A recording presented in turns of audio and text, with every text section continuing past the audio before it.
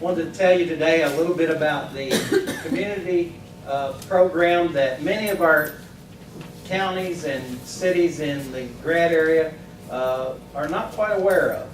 Some of your EMS directors, emergency service folks are aware of us and they use us from time to time, but we are a free service to each and every county in this area.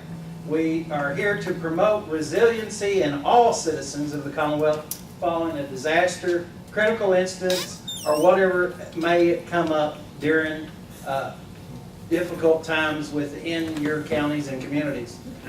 We have a deep history in providing services all the way back to 1988, where the Radcliffe Assembly of God bus was ran into in Carrollton, Kentucky. Matter of fact, I had a friend who had family on that bus and lost many people. We also have a history with the Joseph West Becker kills, where he shot 8 former co-workers and wounded 12 others many years ago. Both of these tragedies, we provided health professionals to assist these service providers and individuals that were affected by these events. And these instances continue to identify a greater need for trained, coordinated crisis response team within the state of Kentucky to provide these kind of services. So the General Assembly got together in 1996 and established Senate Bill 112, establishing the Kentucky Community Crisis Response Board. The Community Response Team is a group of trained volunteers who come from mental health, clergy, fire, police, and emergency services, ambulance service. We believe in having peers as well as professionals as a part of these teams. We also were involved in the Heath High School shooting situation, and I actually knew the young man that disarmed that individual, Michael Cornell.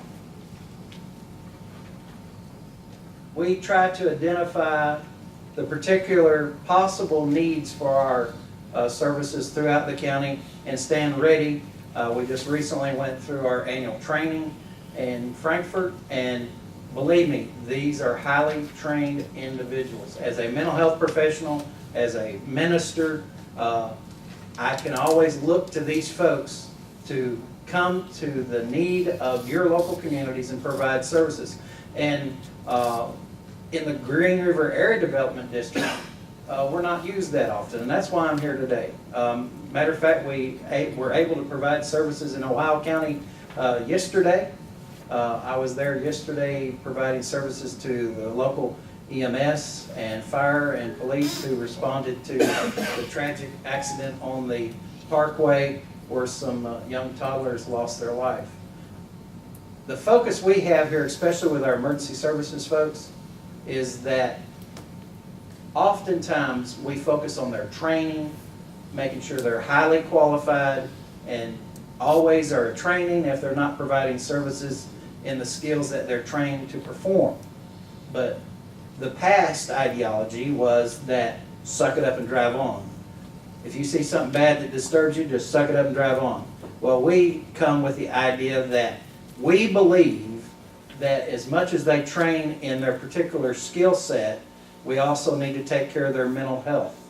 Because the last thing we need is an emergency service personnel going out to a scene and have a trigger hit, and then they are emotionally done and become no longer useful for our communities and homes.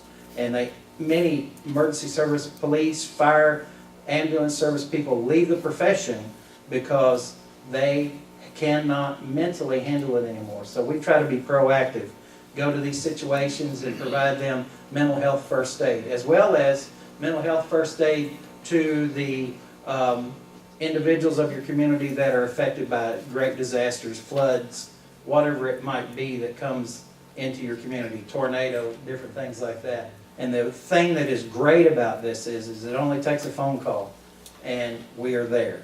And everything we provide to your county, to your city, to your community is totally free. Totally free.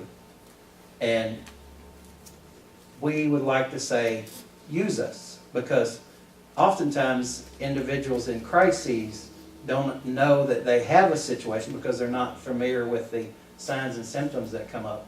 And so we try to help them understand what to look for, and we refer them, if need be, for long-term health care to their emergency, to their agency's employee assistance programs, or like in this area, Green River, in the Green River Area Development District, we refer them to River Valley Behavioral Health for services, or an agency such as the one that I work for, so that they can get long-term health care. Each and every time that somebody is hurt, injured, or died, there's also a mental health injury that has taken place. Have a lot of experience with our schools. The biggest thing we like to tell everybody is we provide psychological first aid. We are not the counselors who's going to carry these individuals through a process of time to meet their mental health needs and take care of the situation that they're dealing with. We are there to provide the first aid, educate them on what to watch for, and inform them where they can go and get mental health long-term care. I want to encourage our county judge executives, our county emergency services directors, and mayors that when something happens, no matter how small it might seem, when something happens, especially if there's a loss of life, there's also injury to mental health of your emergency service personnel and your local community.